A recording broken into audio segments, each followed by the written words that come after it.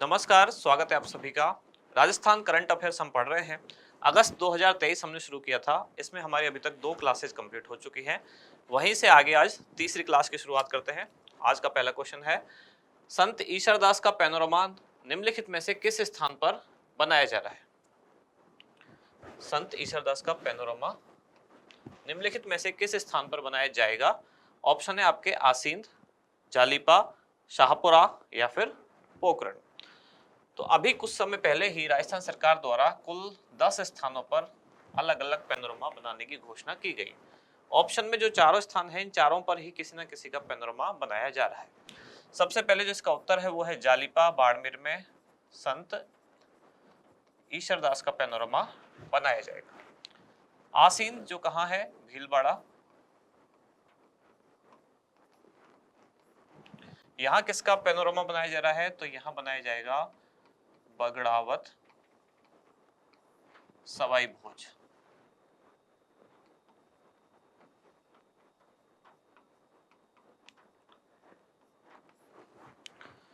इसके बाद अगर तीसरे ऑप्शन की बात करें यानी कि शाहपुरा, ये शाहपुरा भी भीलवाड़ा वाला ही।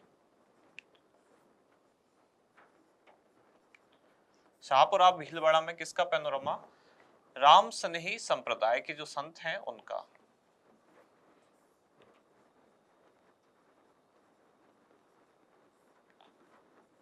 राम सनेही संप्रदाय के संतों का पैनोरमा यहाँ बनाया जाएगा।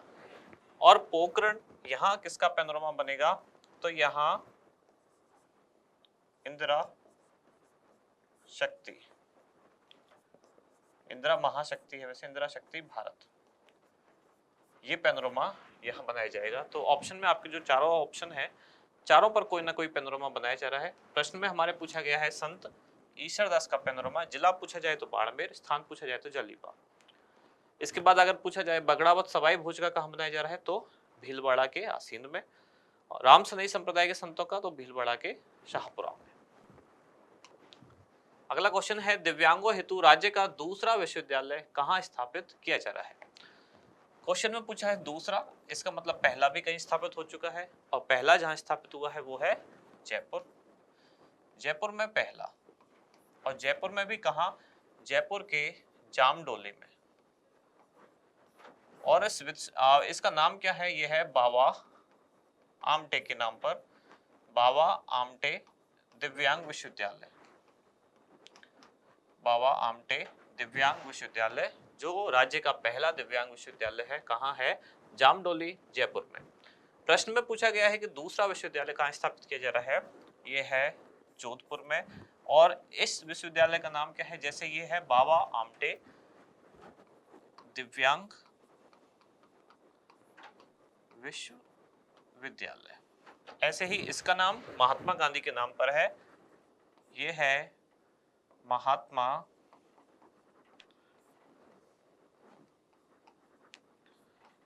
गांधी दिव्यांग विश्वविद्यालय। इस तरह से राजस्थान में अब 2 विश्वविद्यालय हैं दिव्यांगों के लिए समर्पित, और ऐसा करने वाला राजस्थान पहला राज्य है जहां राज्य के स्तर पर दिव्यांगों को समर्पित 2 विश्वविद्यालय संचालित होंगे। पहला कहाँ है? जयपुर के जामडोली में, बाबा आमटे के नाम पर है उसका नाम, बाबा आमटे दिव्यांग विश्वविद्यालय। दूसरा है जोधपुर में, उसका नाम महात्मा गांधी के नाम पर है, महात्मा गांधी दिव्यांग विश्वविद्यालय। दोनों विश्वविद्यालय किसके द्वारा संचालित है, यानी इनका नोडल विभाग कौन सा है? विश्वविद्यालय जरूर है ये, लेकिन शिक्षा विभाग या कॉलेज शिक्षा विभाग इनका नोडल विभाग नहीं है। इनका नोडल विभाग कौन सा है? राजस्थान का सामाजिक न्याय एवं अधिकारिता विभाग। चूंकि दिव्यांगों को समर्पित है तो सामाजिक न्याय एवं अधिकारिता विभाग इन दोनों विश्वविद्यालयों का, दोनों का, सिर्फ एक का नहीं बल्कि इन दोनों का जो नोडल विभाग है वो है सामाजिक न्याय एवं अधिकारिता विभाग। ऑप्शन में हो सकता है कॉलेज शिक्षा विभाग, उच्च शिक्षा विभाग, इस तरह की ऑप्शन भी हो, लेकिन इसका संचालन कौन करेगा? नोडल विभाग कौन है? सामाजिक न्याय एवं अधिकारिता विभाग। राष्ट्रीय और अंतरराष्ट्रीय आयोजनों की मेजबानी के लिए मीटिंग, इंसेंटिव एंड, यहाँ आएगा कॉन्फ्रेंस।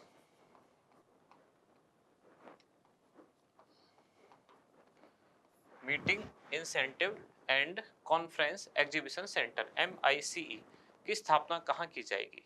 ऑप्शन है आपके जयपुर, जोधपुर, उदयपुर या फिर बीकानेर। ये बजट की घोषणा है, इसके लिए 25 करोड़ रुपए स्वीकृत हो गए और इसकी स्थापना कहाँ की जाएगी? जोधपुर में। सीधा सीधा स्थान का नाम पूछा है, ज्यादा इसमें डिटेल कुछ नहीं है। राजस्थान का पहला खनन विश्वविद्यालय निम्नलिखित में से किस जिले में खोला जाएगा? पहला है अगर कुछ राजस्थान में, तो थोड़ा सा एग्जाम के पॉइंट ऑफ व्यू से वो तथ्य जो है इंपॉर्टेंट होता है। पहला खनन विश्वविद्यालय कहाँ खोला जाएगा? उदयपुर, बारां, झालावाड़ या फिर जोधपुर। ये खोला जाएगा कहाँ? बारां जिले में। बारां जिले में भी कस्बे का नाम है सीसावली या सीसवली, ऐसे कुछ करके कस्बा है, सीसावली है शायद नाम। सीसवली कस्बे में ये पहला खनन विश्वविद्यालय खोला जाएगा। 4 क्वेश्चन अभी तक कंप्लीट हुए। सीसवाली कस्बा। अगला क्वेश्चन है, यूरोप की सबसे ऊंची पर्वत चोटी माउंट एल्ब्रुस फतेह करने वाली भाविका सनाढ्य का संबंध किस जिले से है? 2-3 जानकारियां क्वेश्चन में ही है, हो सकता है इनका नाम पूछ लिया जाए। अभी अभी जिन्होंने माउंट एल्ब्रुस फतेह की, जो कि यूरोप की सबसे ऊंची चोटी है, क्या नाम है उनका? भाविका सनाढ्य। यहाँ पूछा गया है इनका संबंध किस जिले से है। ऑप्शन है आपके राजसमंद, सिरोही, जयपुर या फिर चूरू। इसका उत्तर है राजसमंद। इनके बारे में एक और खास जानकारी है कि इन्होंने यूरोप की जो माउंट एल्ब्रुस चोटी फतेह की है, ऐसा करने वाली भारत की ये सबसे युवा महिला सोलो पर्वतारोही है, यानी अकेले जिन्होंने चोटी फतेह की है और महिला है, ऐसी सबसे युवा है जिन्होंने माउंट एल्ब्रुस, जो कि यूरोप की सबसे ऊंची पर्वत चोटी है, उसको फतेह किया है। निम्नलिखित में से किसे मोहनलाल सुखाड़िया विश्वविद्यालय उदयपुर का कुलपति नियुक्त किया गया है?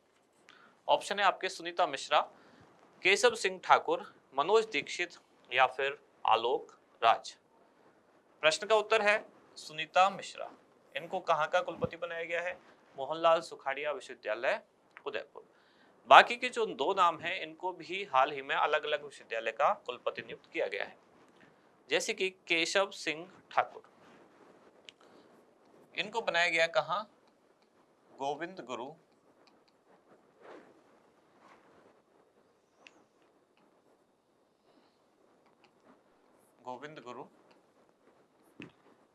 जनजाति विश्वविद्यालय। और कहाँ है ये? बांसवाड़ा। जो थर्ड ऑप्शन है आपका मनोज दीक्षित, इनको कहाँ का कुलपति बनाया गया है? इनको बनाया गया है महाराजा गंगा सिंह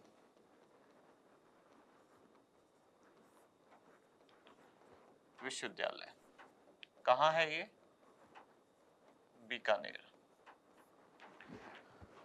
आलोक राज, इनको भी नियुक्त किया गया है, लेकिन किसी विश्वविद्यालय में नहीं, बल्कि इनको अध्यक्ष बनाया गया है किसका?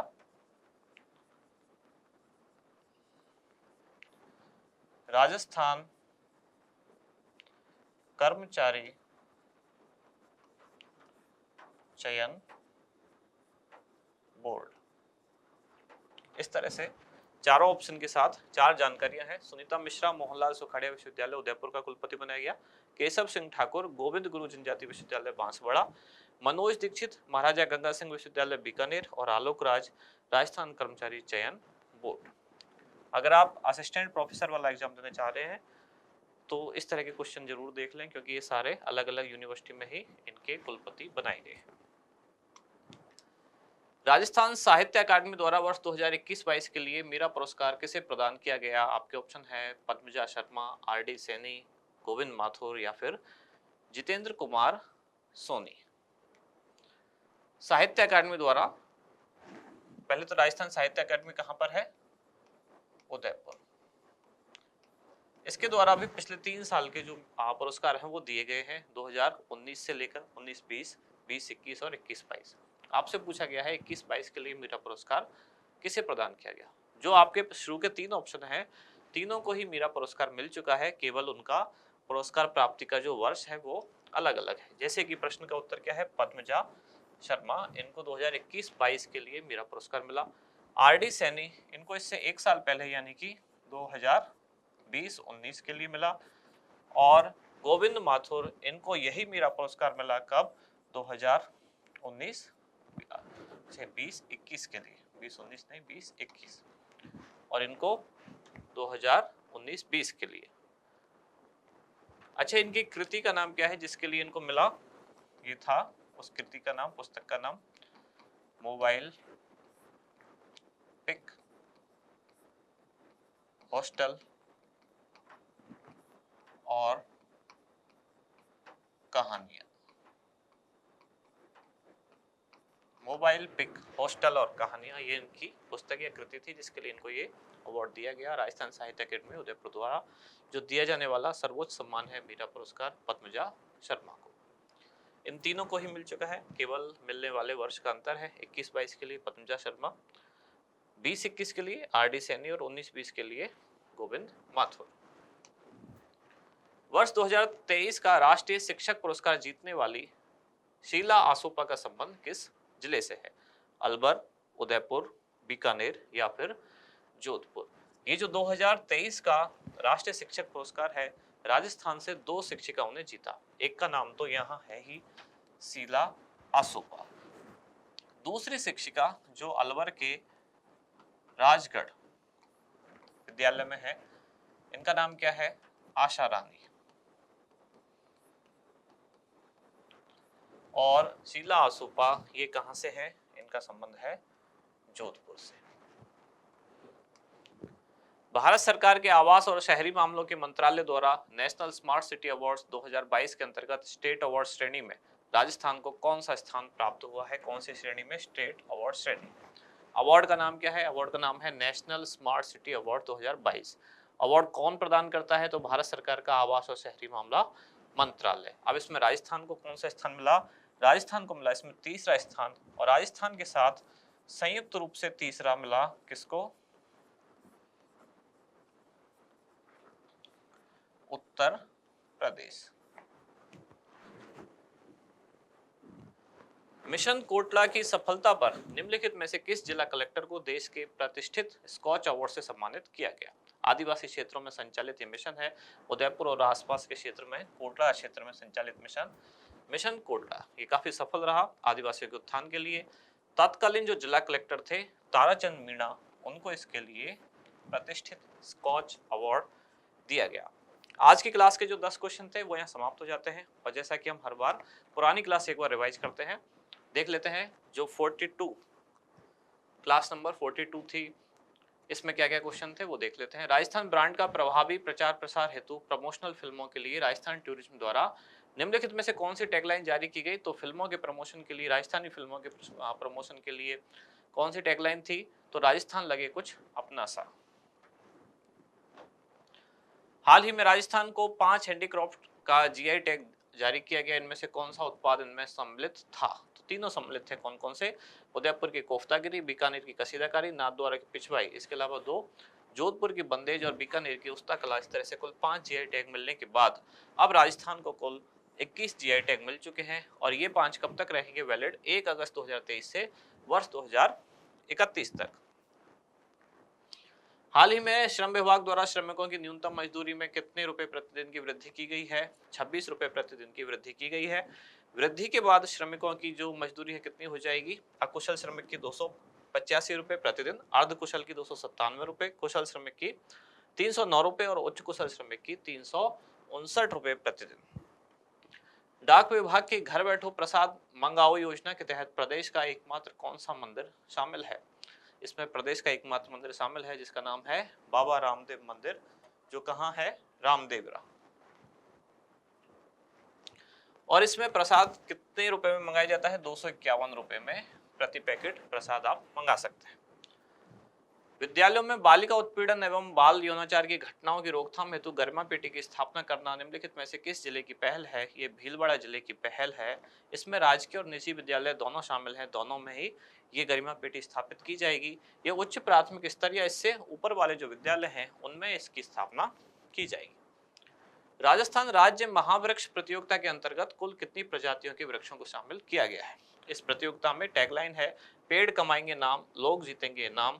राजस्थान राज्य जैव विविधता बोर्ड द्वारा संचालित है। प्रतियोगिता में क्या होता है? कुछ पुराने जो पेड़ हैं उनकी फोटो खींचकर आपको भेजनी होती है। 113 प्रजातियां इसमें शामिल है। हाल ही में कुकड़ीपाड़ा टेक पर सोलर आधारित सिंचाई परियोजना पर कार्य प्रारंभ करने का निर्णय लिया गया है। ये किस जिले में अवस्थित है? तो ये बांसवाड़ा जिले के कुशलगढ़ क्षेत्र में अवस्थित है।